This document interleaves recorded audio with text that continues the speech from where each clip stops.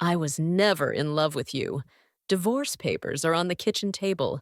My attorney will contact you. Goodbye. The message lit up my phone. I stared at those words. My wife, Jessica, thought she'd blindsided me, that I was just another fool. Little did she know, I'd been building her complete downfall one file at a time. Thank you for listening. If this story resonated with you, leave a comment below and subscribe to this channel for more infidelity stories and cheating wife stories on YouTube. My name is Daniel Richardson, and I never imagined the woman I loved was a fraud. Here's what you need to understand about betrayal. It doesn't destroy you all at once. It happens in layers. First, you notice she's working late more often. Then, she starts dressing better for work meetings. Finally, you find hotel receipts and realize your wife has been living a double life. But I'm getting ahead of myself. Let me back up and tell you how I got here. The warning signs had started small, almost a year before that text message. Jessica suddenly caring about our finances after years of disinterest. We should plan together, she'd said one humid evening. Real partners share everything, right? I'd thought it was maturity. Now I knew it was reconnaissance. Then came the questions about my father, William's health. How's your dad doing? Such an incredible man. She started joining me on hospital visits, bringing his favorite snacks. My father, sharp even while battling cancer, saw through her. That woman doesn't look at you with love, son. She looks at you like you're something to acquire. Everything changed after he passed. My practical spending became embarrassing. My reliable car became humiliating. She started sentences with, "Now that we're wealthy," as if Dad's sacrifice was just luck. But the real changes were more personal. She started working late, constantly. New clothes appeared in her closet, expensive outfits I'd never seen her wear at home. Her phone became forbidden territory, always face down, always locked, always within arm's reach. "You're being paranoid," she'd say when I asked about her late nights. "I'm building my career. I thought you'd be proud of my ambition." 5 months before that text message arrived, everything shattered. I was reviewing expense reports when something caught my attention. Unusual patterns. My colleague Marcus called me in, his face pale. "Dan, I need to show you something. This is going to hurt."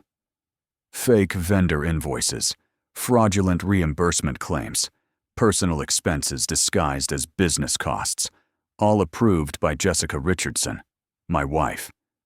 "How long?" I asked. "At least 5 years, Marcus said quietly. "But there's something else. Hotel records, credit card statements." She wasn't alone. Security camera footage from a hotel. Jessica walking in hand with David Wright, the man she claimed to report to at a consulting firm. The same David she'd called demanding but fair. The same David whose name appeared on every fraudulent invoice as the supposed vendor. I stared at the evidence, everything I thought I knew, crumbling. "We call the FBI," Marcus said. "This is fraud across state lines, and you can't let her know that you know." The next months were brutal. Every morning I kissed her goodbye like nothing had changed. Every evening I watched her text David. I documented everything, copying files, photographing receipts, recording lies. FBI Special Agent Ryan Collins investigated. "Wire fraud, identity theft, conspiracy," he explained. "She's been using your reputation to access systems, then stealing, all while having an affair with her boss, who's orchestrating the whole operation." "How do we prove it?" I asked. "We document everything," Collins said, "and she can't know we're watching. Can you live with someone you know is betraying you?" I thought about my father, about his integrity. "Yes," I said, "I can do that." That's when I hired attorney Linda Hayes, and we began preparing for the inevitable.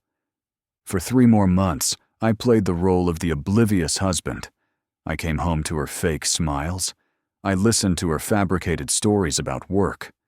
And all the while, the small USB drive in my pocket grew heavier with evidence: bank statements, hotel records, text messages, photographs. Evidence of both her affair and her fraud scheme. Then came that text message. "I was never in love with you. Divorce papers are on the kitchen table.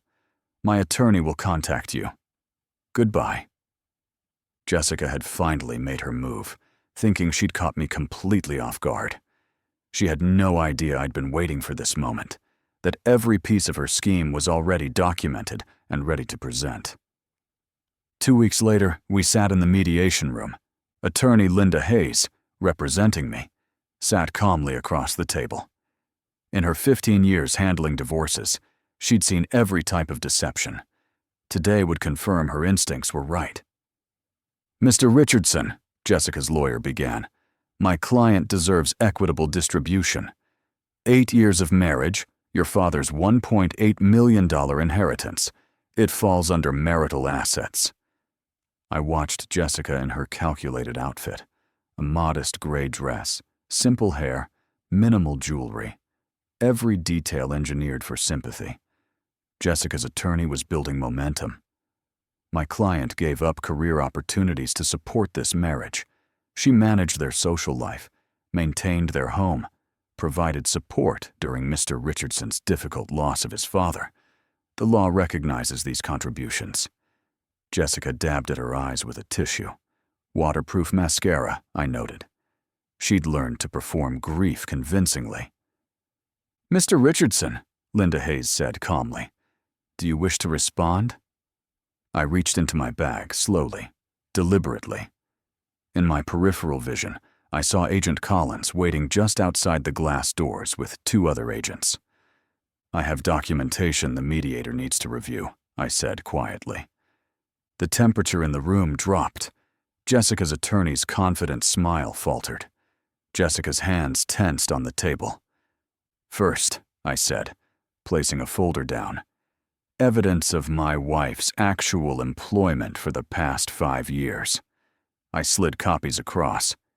"The consulting business Jessica claims doesn't exist. It was a facade, a front made of phantom vendors. Her actual income came from the fraud scheme." The silence was complete. "Second," I continued, "documentation of fake expense claims. Hotels in Charlotte billed as business travel. Actually romantic getaways with David Wright. Restaurants in Austin charged to company accounts. Actually dates. All using stolen credentials and false invoices." Jessica jumped to her feet. "This is insane. Daniel, I don't know what." "Sit down, Mrs. Richardson," the mediator said firmly. "Third," I said, pulling out more files. "Fake vendor invoices. Shell companies receiving payments for services never provided. 31 different victims across 8 states. Approximately $1.3 million stolen over 5 years. All orchestrated by David Wright, with Jessica as his accomplice." Jessica's attorney was frantically flipping through documents, his confidence evaporating. "Fourth," I continued, "proof of an ongoing affair with David Wright." I placed hotel records, photographs, text messages on the table. "These aren't just business trips. They're a relationship funded by stolen money." I pulled out the USB drive. "Everything is here. 5 years of fraud, every fake invoice, every stolen dollar, every lie, every hotel room she shared with David while telling me she loved me." "Objection," her attorney finally spoke. "This is a civil mediation, not—" "You're right," I said calmly. "Which is why FBI Special Agent Ryan Collins is waiting outside with federal arrest warrants." I gestured toward the glass doors where Collins stood with 2 other agents. Jessica's carefully maintained composure shattered. "You bastard.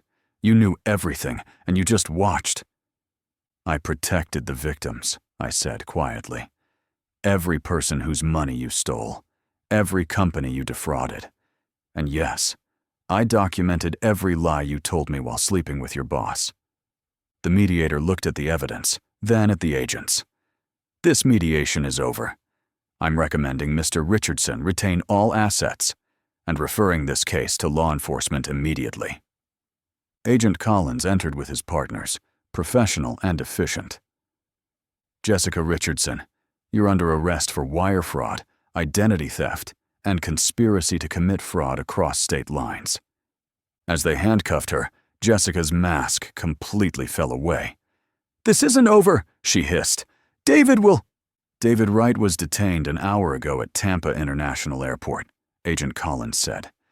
"He was attempting to board a flight to Singapore with $340,000 in cash and fake passports. He's already cooperating with federal investigators." All fight drained from Jessica's face. As they led her away, she turned back once, and for just a moment, I saw something that might have been regret, or maybe just anger at being caught.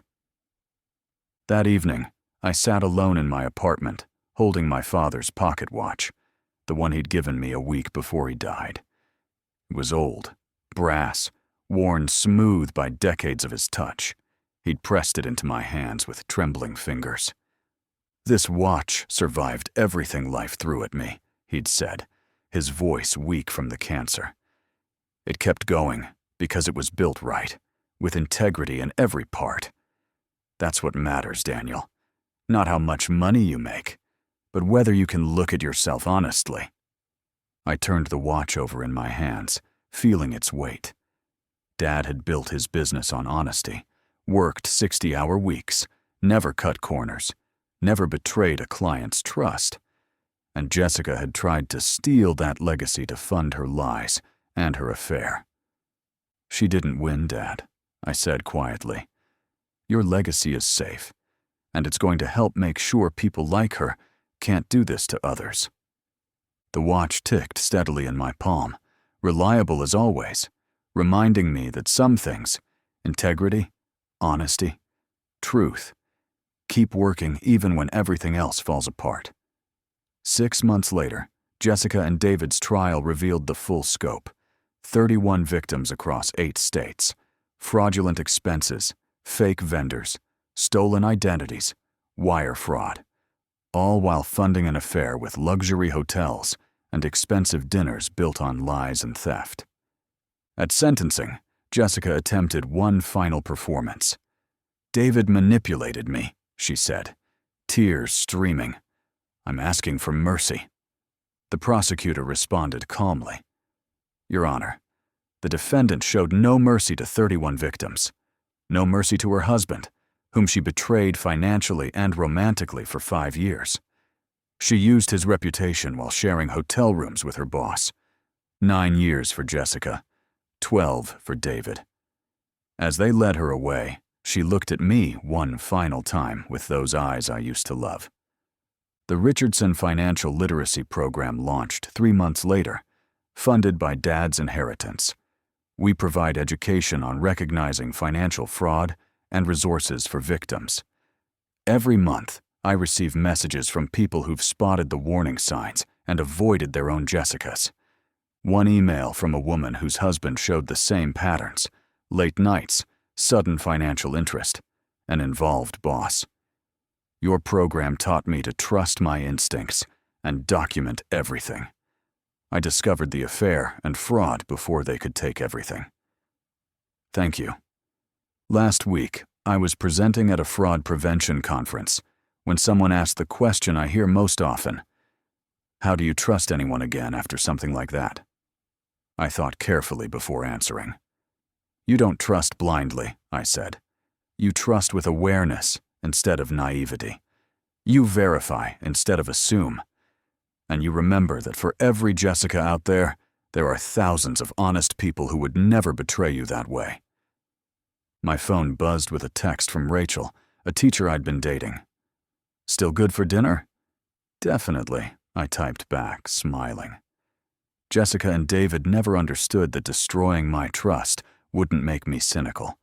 It taught me the difference between healthy caution and paranoia, between wisdom and fear.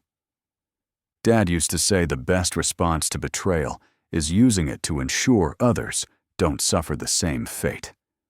Standing in that mediation room, watching Jessica's empire collapse, I realized she'd given me an unexpected gift: Not the love she'd promised, but the strength from choosing justice and the purpose from turning devastation into protection.